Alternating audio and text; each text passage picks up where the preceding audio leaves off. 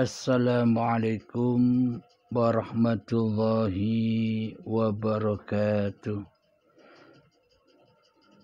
Bismillahirrahmanirrahim. Ashhadu an la ilaha illallah wa ashhadu anna Muhammadar Rasulullah. Allahumma salli ala sayyidina Muhammad wa ala ali sayyidina Muhammad.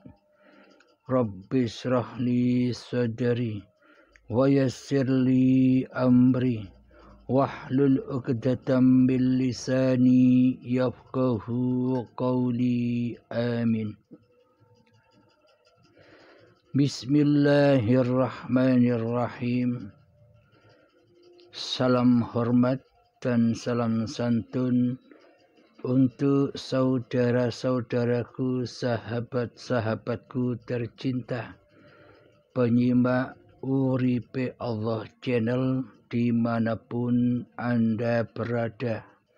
Semoga kita semua selalu mendapatkan rahmat dan hidayah serta syafaat dari Allah Subhanahu wa ta'ala. Amin ya rabbal alamin. Bismillahirrahmanirrahim. Kali ini kita mencoba menyusuri lagi alam ketiadaan kita, alam kegoiban kita, alam keadaman kita, yakni malam yang gelap atau di suatu malam. Subhanalladzi asra bi'abdihi lailam minal masjidil harami ilal masjidil aqsal ladzi barakna. Maha suci Allah yang memperjalankan hambanya di suatu malam dari Masjidil Haram hingga ke Masjidil Aqsa yang penuh berkah. Itulah perjalanan malam masing-masing diri manusia kita. Perjalanan malam yakni dari tanah sampai menjadi bayi yang suci. Jadi tanah itu Masjidil Haram. Ketika sampai menjadi bayi, itulah yang dimaksud Masjidil Aqsa yang diberkahi, yakni bayi yang suci, yang diberkahi dan yang ditunggu-tunggu oleh ayah bundanya. Alhamdulillahirrabbilalamin. Itulah perjalanan kegoiban manusia kita. Itulah perjalanan malamnya kemanusiaan kita. Kita tidak tahu apa-apa karena kemanusiaan kita memang masih malam.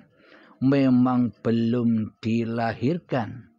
Bayi itu terlahir secara syariatnya memang terlahir.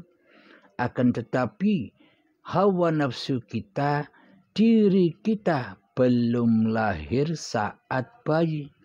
Karena itulah disebut malam.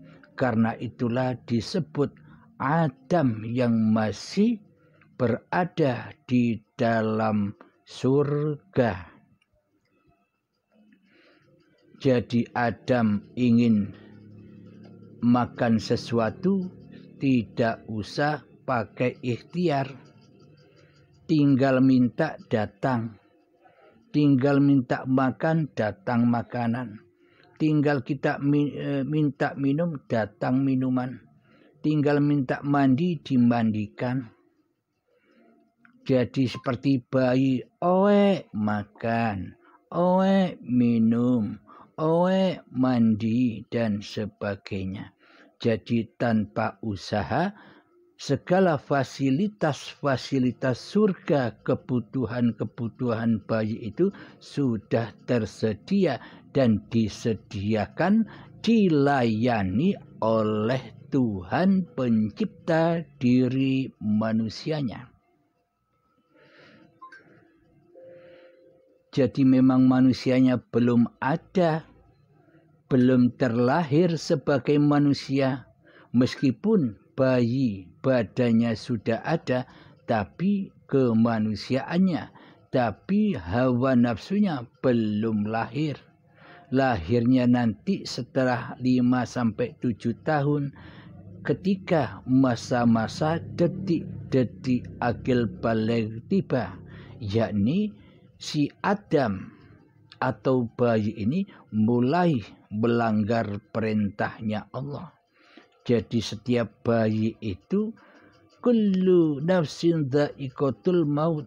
Jadi setiap bayi itu pasti sama perjalanannya.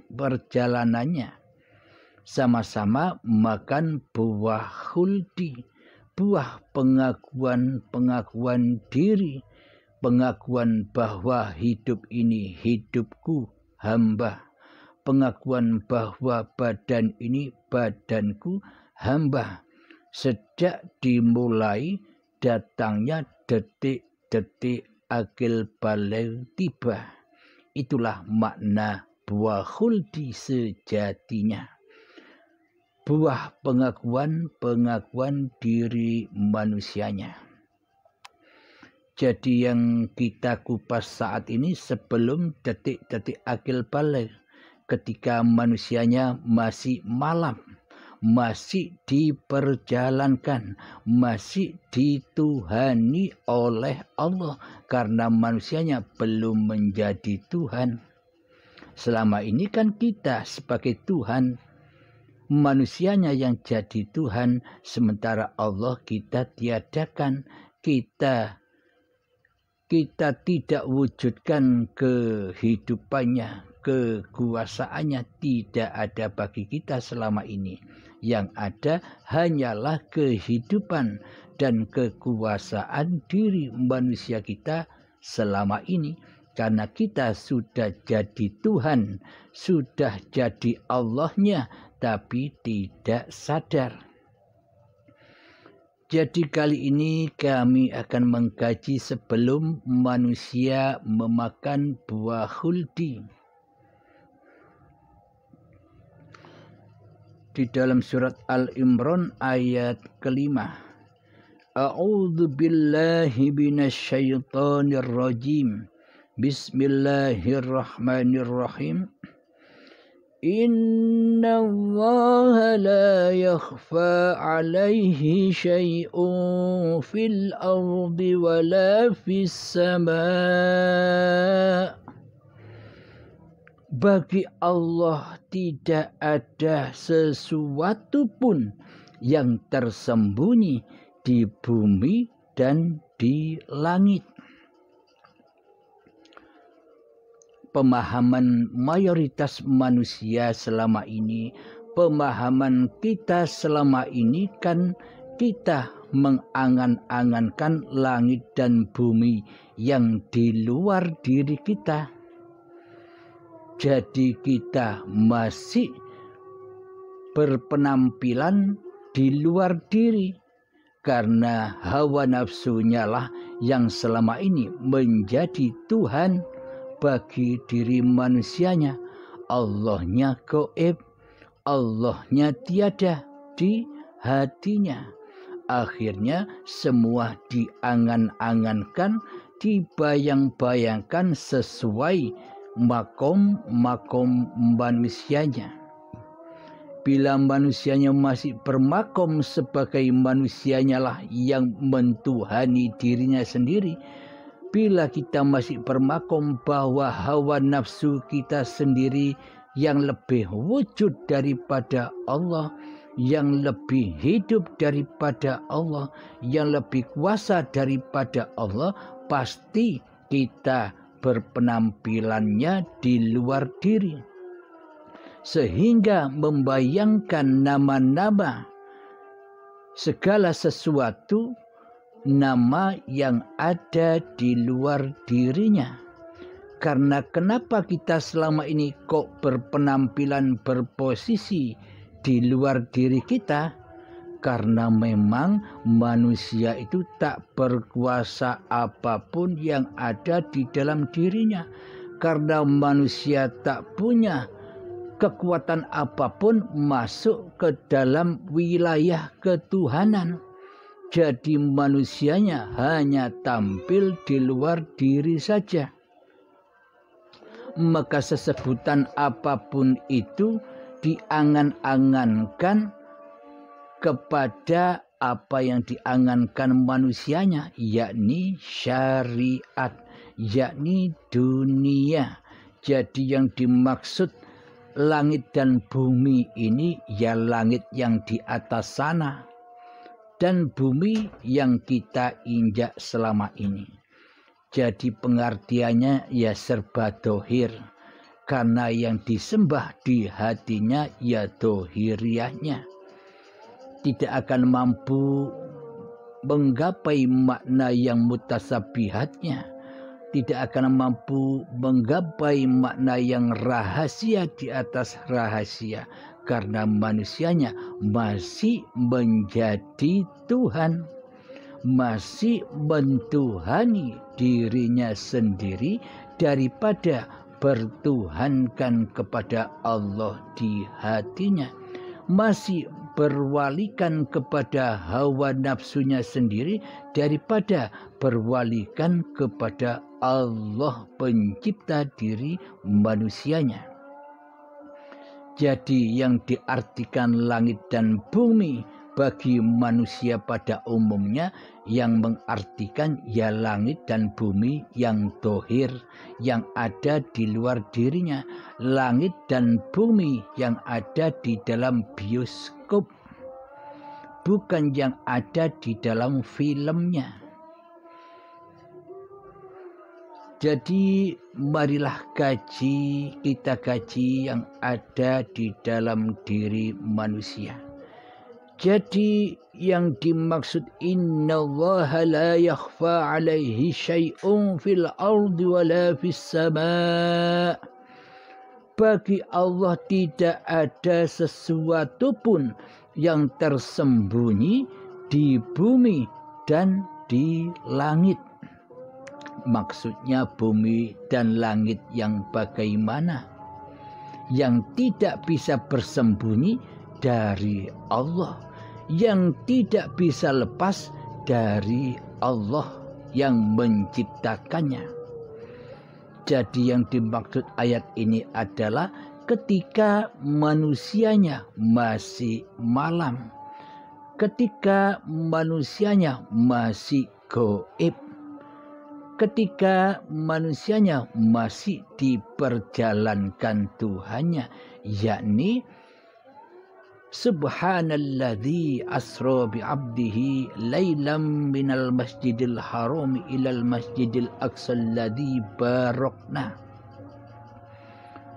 Yakni tanah yang diproses oleh hidup sebagai cikal bakalnya badan-badan seluruh manusia ini. Tanah itu adalah yang dimaksud buminya. Cikal bakal badan inilah yang dimaksud buminya. Dan hidup hayatullah yang memproses, yang memperjalankan cikal bakal badan yang dari tanah inilah yang disebut langitnya. Jadi bagi Allah tidak ada sesuatu pun yang tersembunyi, baik di bumi maupun di langit, di badan maupun di hidup. Tidak ada yang tersembunyi bagi Allah ketika manusianya belum ada, ketika manusianya belum wujud. Jadi ketika manusianya masih dalam keadaan malam, malam Lailatul Qadar. Inilah yang dimaksud malam Lailatul Qadar itu. Jadi ketika malamnya hati manusia dari kemanusiaannya seperti layaknya perjalanannya ketika cikal bakal badan manusia dicipta dari Allah, dari bumi, dari tanah, diperjalankan di suatu malam dari tanah sampai menjadi bayi. Bayi inilah yang dimaksud Masjidil Aqsa yang diberkahi. Jadi perjalanan itu di suatu malamnya kewujudan manusianya, maka yang berkuasa hanyalah Allah atas langit dan bumi itu, atas hidup dan badan ini. Jadi kenapa disebut kullu mauludin yuladu alal fitrah? Kenapa bayi itu disebut dalam keadaan suci bersih? Karena hidup dan badan bayi itu tidak tersembunyi dari kekuasaan Allah. Kekuasaan Allah meliputi langit dan buminya itu. Sebelum manusia memakan buah khuldi, manusia masih Adam, masih belum ada, masih tidak ada, masih tidak wujud kemanusiaannya karena belum makan buah khuldi, buah terlarang, yakni buah pengakuan diri. Jadi kapan ketika Allah berkuasa atas langit dan buminya manusia? Lalu kapan ketika Allah berkuasa atas hidup dan badan manusia ini? Allah berkuasa atas hidup dan badan manusia ini ketika manusianya tidak ada. Ketika manusianya kembali kepada keadamannya. Ketika manusia kembali kepada kegoibannya, ketika manusia kembali kepada kemalamannya. Jadi tidak adanya kemanusiaannya, maka berkuasalah Allah atas langit dan buminya manusia. Jadi berkuasanyalah Allah atas hidup dan badan manusianya ketika manusianya masih belum wujud, belum didatangkan. Jadi kembalinya manusia esok juga sama demikian, kembali menjadi suci. Di tengah-tengahnya pagelarannya dimulai. Jadi yang kita unggah dan yang kita kupas saat ini awal mula perjalanan manusia sebelum kedatangan detik-detik akil baleghnya. Jadi Allah tidak akan tersembunyi dari hidup dan badan manusia, dari langit dan bumi. Maksudnya langit dan bumi yang ada di dalam diri itu adalah hidup dan badan, inilah langit dan buminya.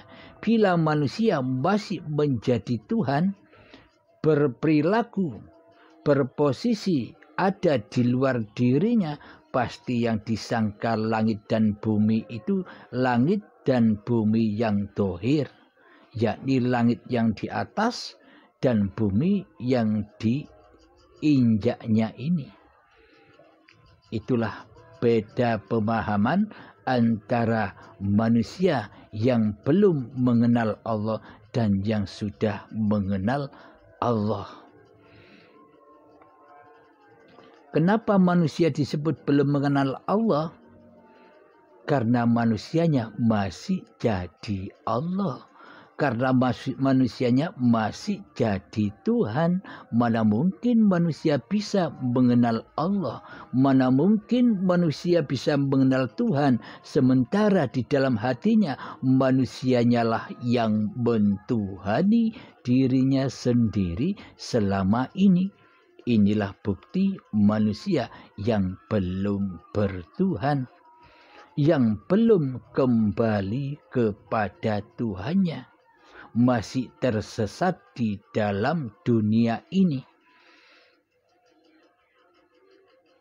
Mangkana fi hadhihi a'ma, barang siapa yang di bumi ini, di dunia ini buta mata hatinya kepada Tuhannya, fahuwa fil akhirati a'ma, maka di akhirat pun semakin buta mata hatinya.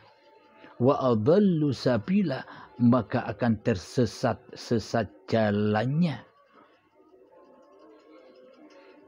Maka dari itu, mari kita belajar bersama mengenal Allah, diawali dengan mengenal sejarah hakikat diri manusia kita, yakni man arafa nafsahu, barang siapa yang sudah mengenal hakikat diri sejatinya yang sebenarnya gaib, yang sebenarnya tiada, yang sebenarnya malam, yang sebenarnya tak ada, maka faqad arafa rabbahu, maka nyatalah Tuhan pencipta diri manusianya.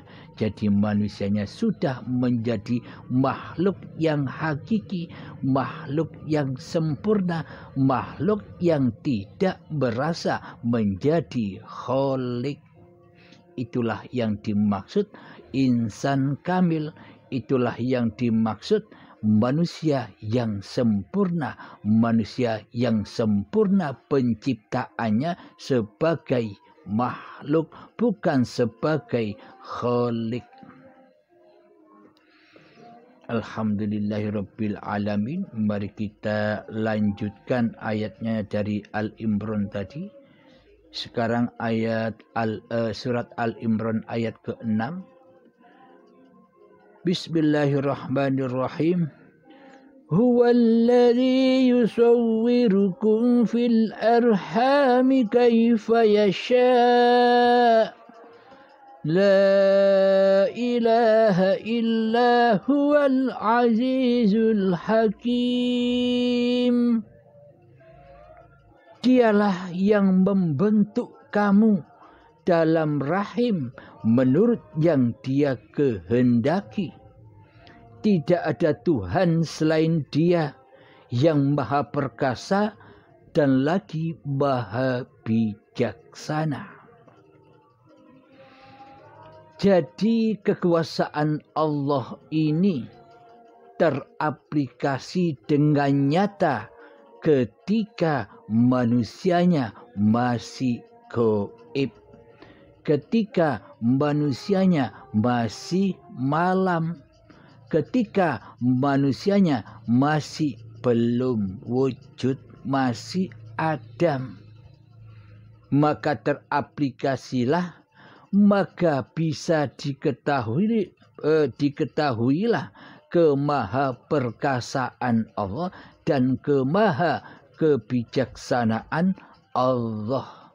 Bila manusianya tidak ada, tapi bila manusianya merasa ada, tapi bila manusianya merasa wujud, tapi bila manusianya merasa yang hidup, tapi bila manusianya yang merasa berkuasa, tapi biasanya manusia yang masih mengakui badan ini sebagai badan manusianya, maka hatinya buta akan ayat-ayatnya Allah, buta akan hayatullah, buta akan kasih sayangnya Allah, buta akan bimbingan-bimbingan Allah, buta akan kecukupan Allah, buta akan pemeliharaan Allah, buta akan kasih sayangnya Allah terhadap setiap ciptaan-ciptaannya. Karena hatinya manusia buta, karena manusia sudah mentuhani hidup dan badan ini sebagai milik manusianya. Sifat dohir batinnya Allah dikuasai oleh manusianya, seolah-olah manusianya lah yang punya sifat dohir dan batin, padahal manusianya tidak punya sifat apa-apa kecuali hal yang tak dapat disebut di surat Al-Insan ayat pertama. Jadi makom itulah hal yang tak dapat disebut bagi manusia, itulah tempat kembali manusianya kepada Tuhannya, yakni hatinya sudah tidak jadi Tuhan lagi. Kapan? Ketika manusia kedatangan Baiatul Akbar, ketika syakaratul maut menjemput, ketika dikumandangkan hari pembalasan, dikumandangkan hari perhitungan, yakni diperhitungkan oleh Allah sebagai yang berhak atas hidup dan badan ini dan atas segala apa yang diakui oleh manusia di hatinya, diperhitungkan saat Baiatul Akbar, saat sakaratul maut tiba. Tiba-tiba matanya terbelalak, kaget, terkejut. Di saat itulah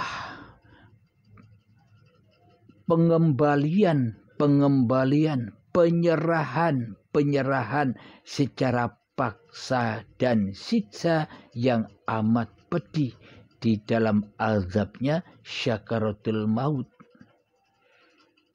Dulu manusianya ngaku-ngaku sebagai Tuhan yang mentuhani hidup dan badannya, diambil paksa, diperhitungkan kembali oleh Allah hak-hak Allah yang selama ini diakui sebagai hak manusianya, sedangkan Allah selama ini dianggap oleh manusia sebagai makhluk.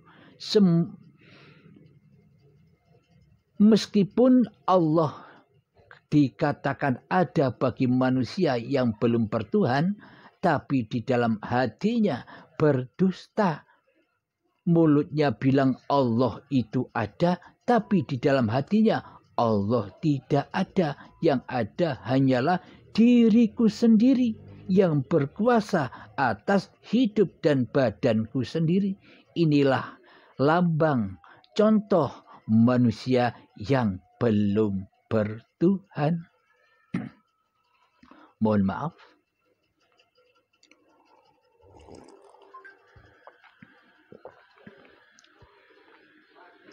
Memang selama ini kita tidak menyadari itu. Hanya sangat amat langkahlah orang-orang yang disadarkan oleh Allah dengan kehendaknya.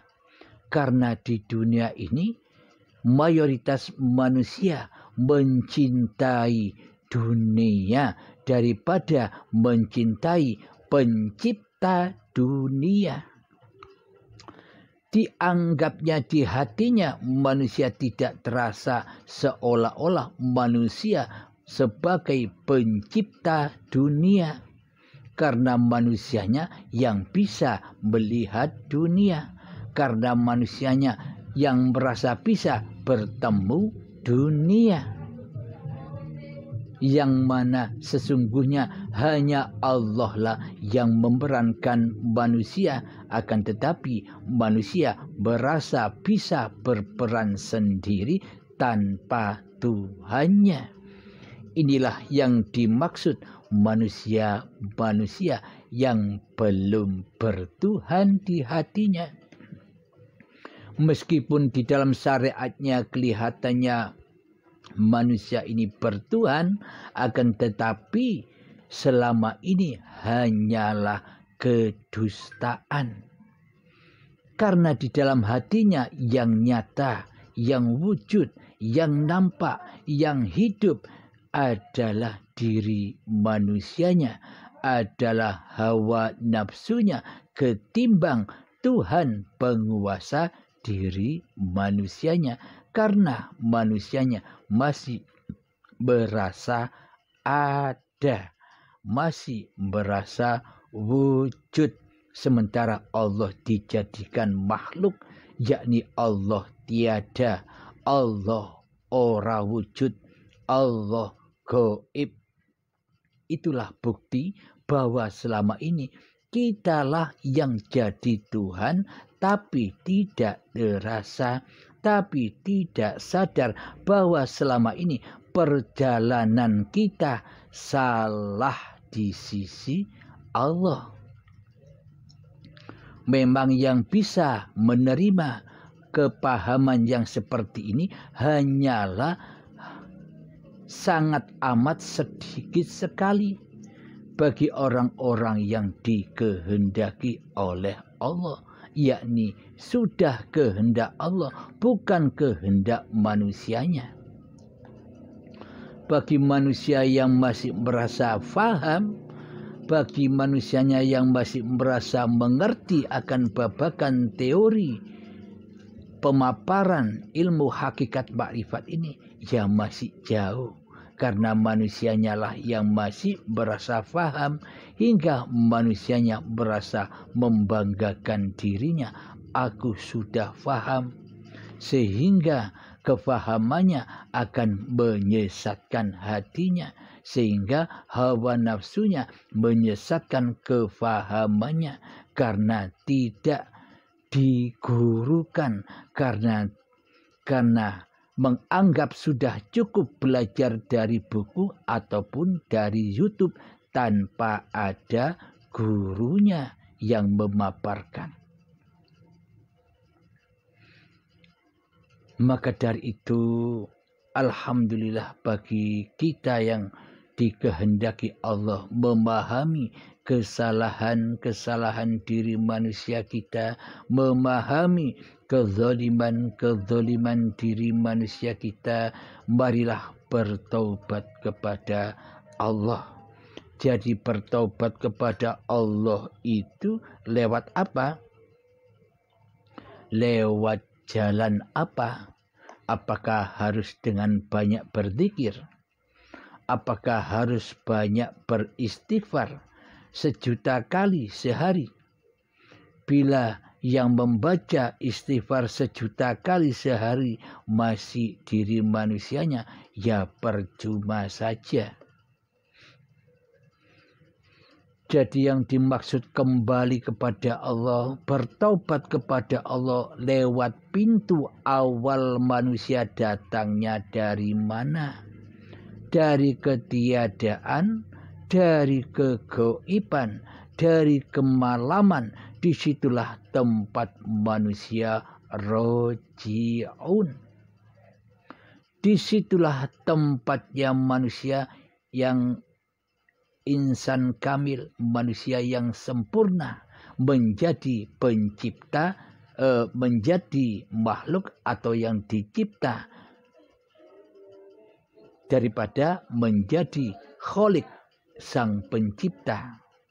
Selama ini kan kita menjadi kholik, selama ini kan kita menjadi pencipta. Kita tidak sadar, seolah-olah kita bisa menciptakan apa yang kita mau, menciptakan mau pergi kemana, menciptakan ingin makan apa, menciptakan apa-apa yang kita senangi. Semuanya serba penciptaan manusianya, penciptaan hawa nafsunya. Sementara Allah pencipta diri manusia kita goibkan, kita tiadakan, kita malamkan di hati kita. Maka dari itu pintu kembalinya ya kembali ke asal usulnya. Maka dari itu sangat amat pentinglah kita mengetahui asal-usul diri manusia kita.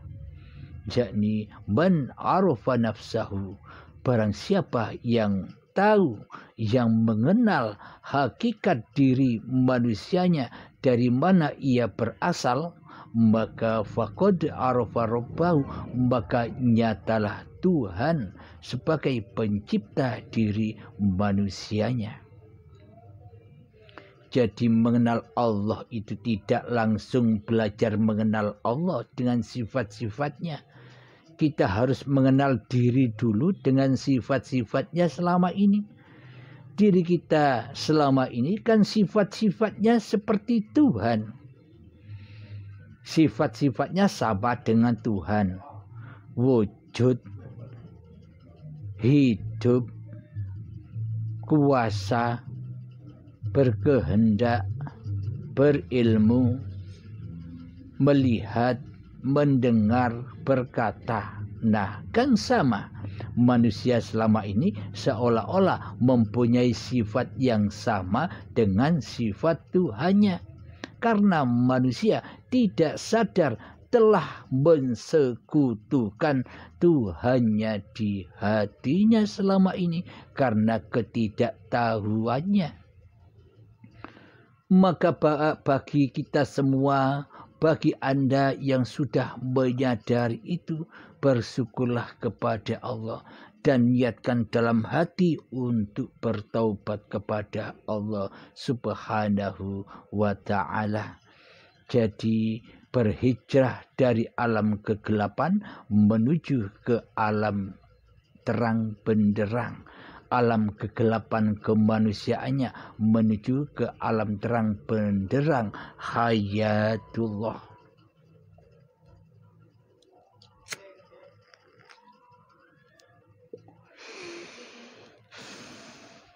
Alhamdulillahirabbil alamin. Jadi asal usul manusia itu tidak ada, diperjalankan Allah, diproses Allah dalam suatu malam, yakni di alam kegoiban. Kegoiban dari diri manusianya. Manusianya tidak mengerti sama sekali asal usulnya selama ini jika tidak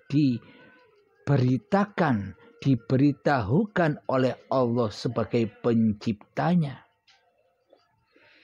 Jadi hanya Allah lah, jadi hanya Sang penciptanya lah yang tahu asal usul yang diciptanya.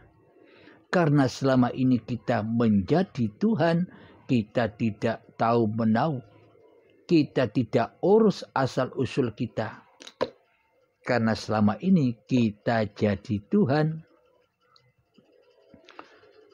maka bagi manusia yang disadarkan oleh Allah, yang dikehendaki oleh hidayah dan syafaat dari Allah, maka akan kembali dengan rela dan ridho kembali ke asal usulnya, yakni ketiadaan diri manusianya, yakni ketidakwujudan diri manusianya, yakni ketidakhidupan diri manusianya, yakni ketidakkekuasaan diri manusianya di hatinya, kecuali Allah sebagai pencipta diri manusianya. Inilah manusia yang husnul khotimah, bagus pungkasannya. Husnul khotimah itu sama halnya kita mengenal Allah. Bila di dunia ini kita tidak mengenal Allah, maka butalah mata hati kita. Bila kita di dunia ini tidak husnul khotimah, maka di akhirat semakin su'ul khotimah, semakin tersesat-sesat jalannya. Jadi takkan pernah bisa menyembah kepada Tuhannya sebagai pencipta diri manusianya. jadi untuk kembali kepada Allah, jadi untuk meraih husnul khotimah, jadi untuk mengenal Allah itu ya sekarang, bukan nanti. Jika sekarang saja di dunia ini kita belum husnul khotimah, jika saja di dunia ini kita belum mengenal Allah, apalagi nanti akan bertemu dengan Baiatul Akbar di dalam hari pembalasan dan hari perhitungan, yang dimana saat itu dipaksa kembali, dipaksa melepaskan pakaian-pakaiannya dengan paksa dan siksa serta azab yang sangat pedihnya.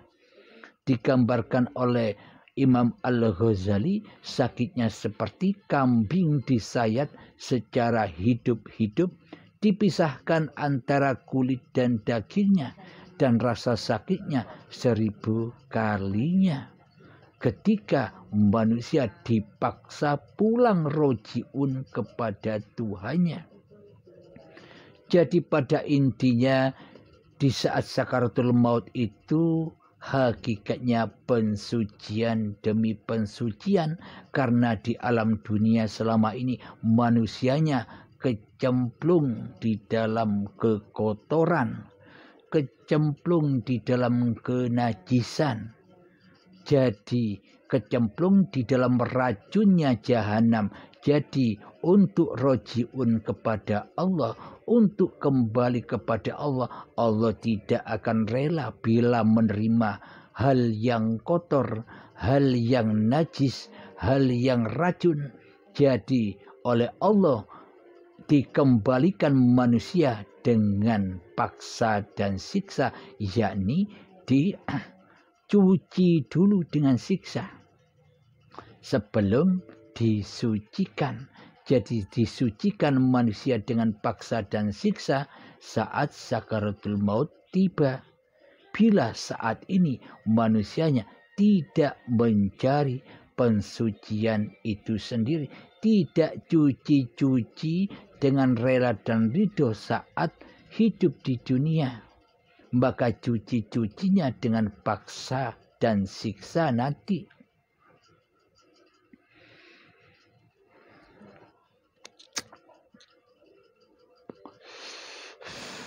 Kenapa kok kita diutus man arafa nafsahu? Barang siapa manusia yang bermakrifat kepada dirinya sendiri, barang siapa manusia yang bermakrifat kepada asal usul kejadian diri manusianya sendiri, maka ia akan selamat kembali ke asalnya, yakni asalnya kembali ke asal usulnya. Jadi jalan pulangnya ya awal ya akhir sama. Perjalanan awal dan perjalanan akhirnya sama.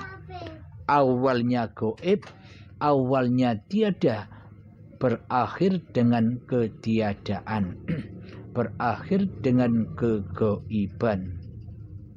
Seperti nenek moyang kita dahulu, ketika masih hidup ia merasa ada, ia merasa wujud, dan kita dulu belum ada.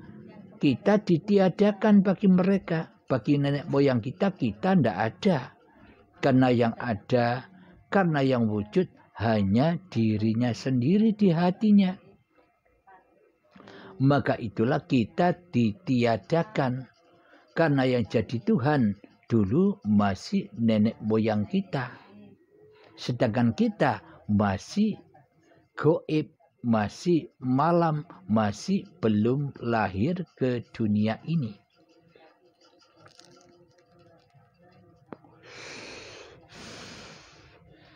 Setelah itu nenek moyang kita dipaksa kembali pulang kepada Allah, kembali ke alam ketiadaan dan kegaiban.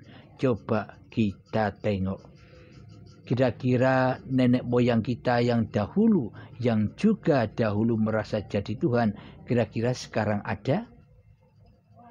Kan tiada, kan gaib.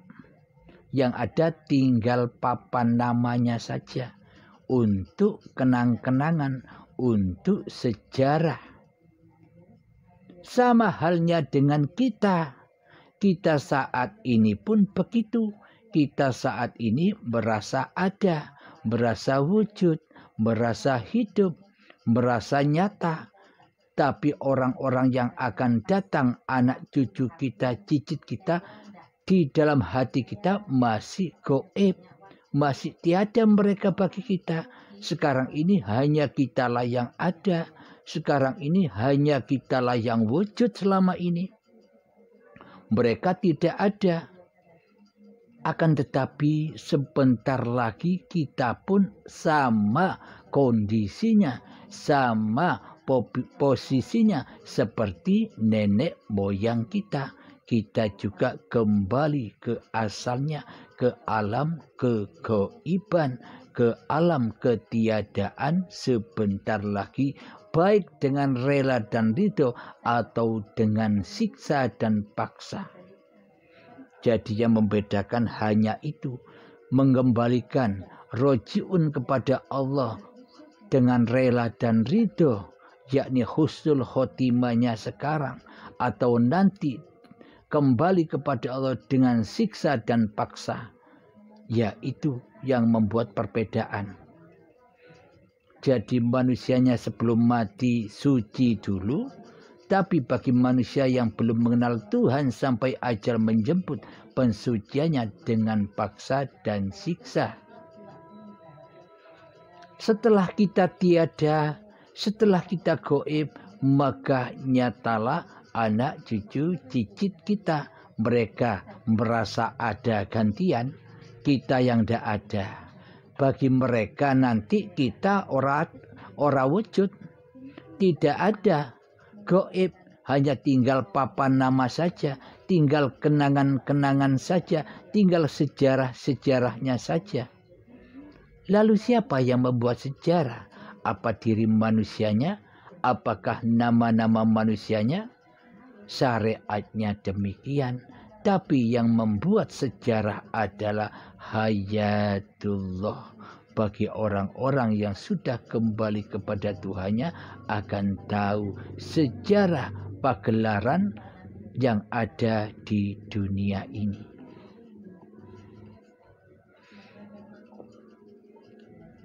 Jadi bagi manusia yang sudah mencapai hakikat sejati diri manusianya, manusia yang sudah tak merasa ada diri manusianya, manusia yang tak merasa bisa menyebut bahwa dirinya adalah manusia kecuali penciptanya, kecuali yang menghidupinya. Siapa? Allah.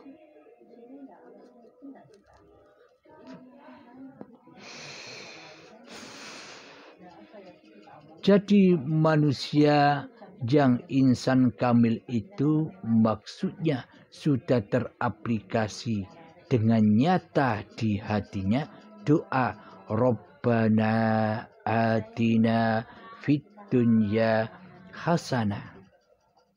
Wahai Tuhanku, berilah aku kebaikan di dunia ini. Wa fil akhirati hasanah, dan berilah aku kebaikan akhirat. Wa qina adzabannar, dan selamatkanlah aku dari api neraka. Coba Anda perhatikan kalimat ini. Rabbana atina fid dunya hasanah wa fil akhirati hasanah wa qina adzabannar. Jadi azabnya anar, azabnya jahanam itu ya ketika masih ada dunia dan akhirat. Maksudnya masih adanya langit dan bumi.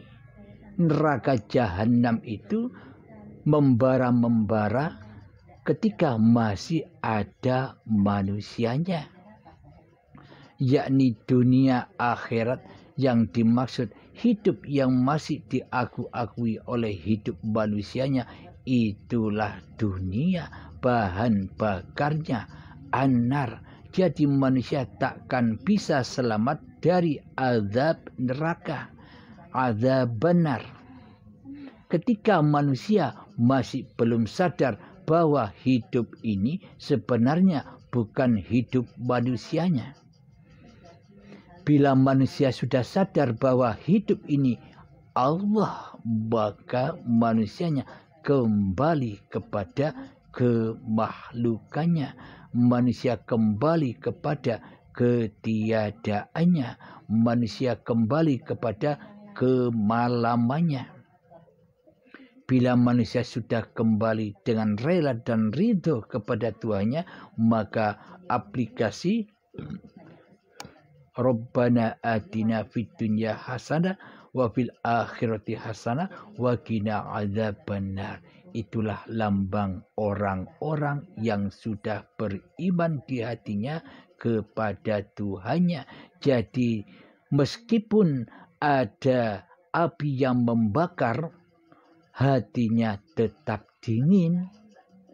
Meskipun banyak masalah-masalah di luar dirinya, masalah babakan dunia, tapi hatinya tetap tenang, tetap dingin. Seperti halnya Nabi Ibrahim, meskipun dilempar di dalam api, tapi selamat, tidak memanaskan dan tidak membakar Ibrahimnya.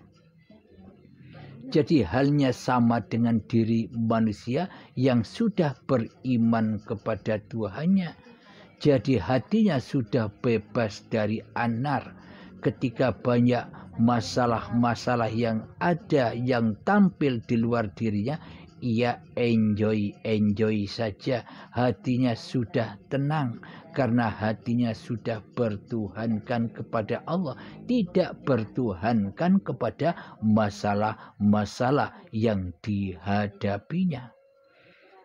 Itulah tanda-tanda manusia yang sudah bertuhankan Allah, hatinya akan selamat dari mara bahaya.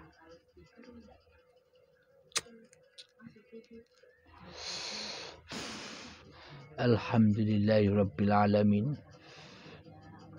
Semoga saya khususnya dan semoga kita semua dipahamkan oleh Allah lewat paparan-paparan ini.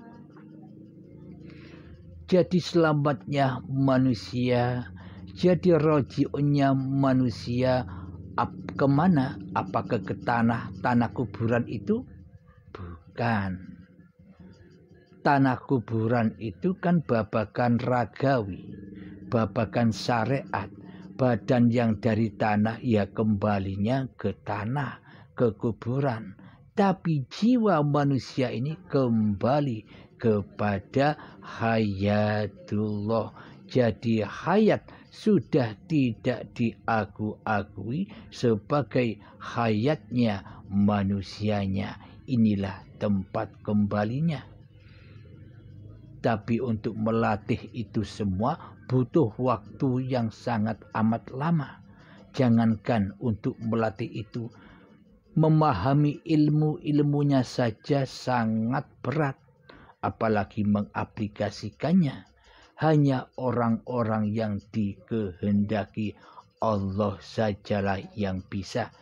Ingat, bukan kehendak manusianya, bukan hawa nafsunya, akan tetapi kehendak Allah, ya Allah sendiri. Jika kita masih terbelenggu oleh hawa nafsu kita yang merasa faham, yang merasa pintar, maka kita akan terjebak dan akan disesatkan kepahaman kita oleh iblis dan setan. Sehingga hanya untuk debat-debatan, tidak untuk diaplikasikan di dalam kehidupannya.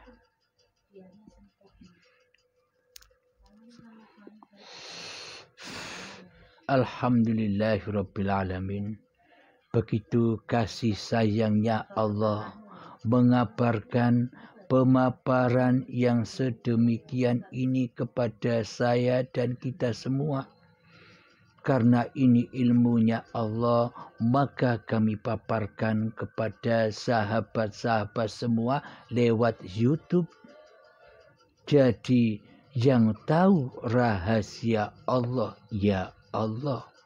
Karena ini bukan ilmunya Abdul Halim, maka Abdul Halim tak layak menyimpannya. Karena ini ilmunya Allah untuk hamba-hamba yang dikehendakinya, maka terpaparlah pemaparan ini lewat YouTube. Karena Allah itu maha nyata dan Allah pula maha gaib. Jadi maksudnya Allah maha nyata dan Allah maha gaib itu bagi golongan yang mana? Allah maha gaib bagi golongan manusia yang masih mempertuhankan hawa nafsunya ketimbang mempertuhankan Allah sebagai Tuhan pencipta dirinya. Maka Allah maha gaib bagi dirinya. Karena yang jadi Tuhan bukan Allah di dalam hatinya. Selama ini kan yang jadi Tuhan di dalam hati kita bukan Allah. Akan tetapi diri kitalah yang menjadi Tuhannya selama ini. Tempat kembali seluruh amalan-amalan kita. Tempat kembali roji'unya ibadah-ibadah kita. Tempat roji'unya solat-solat yang selama ini kita kerjakan sejak akil balik hingga setua ini. Roji'unya kan kepada hawa nafsu kita sendiri. Dibakar di dalam keaguan kita sendiri. Mana mungkin kita berharap pahala kepada Allah. Sementara kita tidak menyembah Allah selama ini. Marilah kita sadari, wahai sahabat-sahabat. Sampai kapan kita akan terus begini? Jangan sampai kedahuluan maut. Jangan sampai kedahuluan ajal. Berlomba-lombalah dengan ajal. Husnul khotimahkan dulu secepat-cepatnya ketimbang kedahuluan syakaratul maut.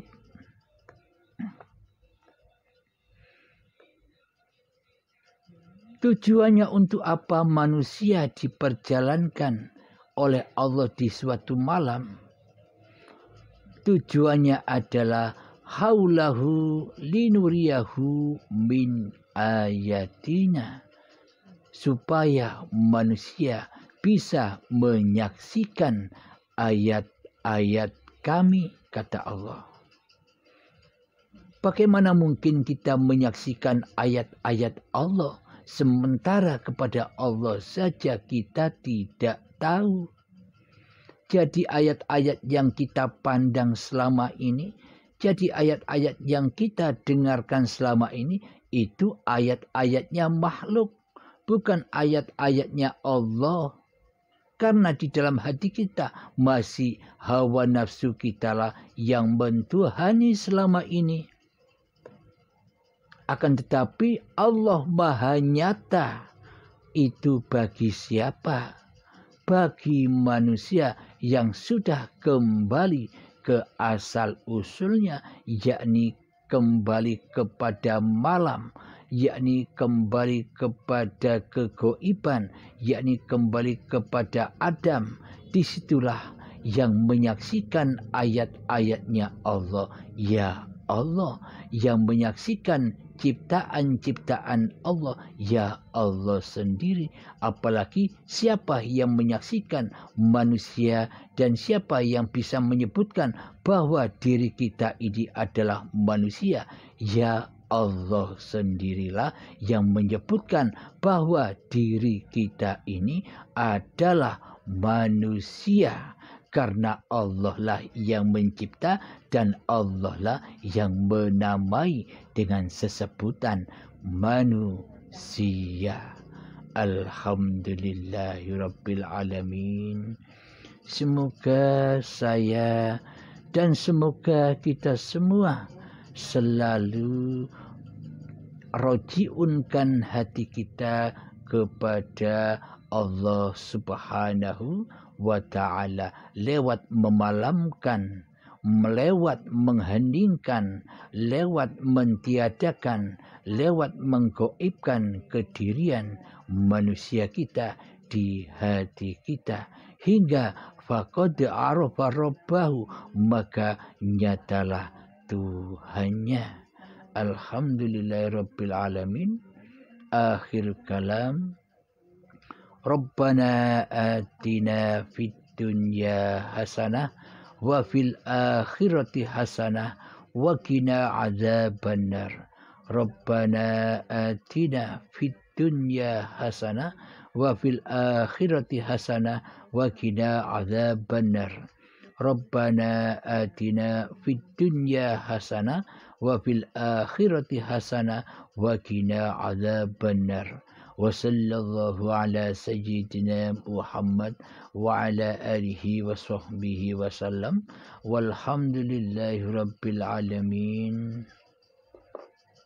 Assalamualaikum warahmatullahi wabarakatuh.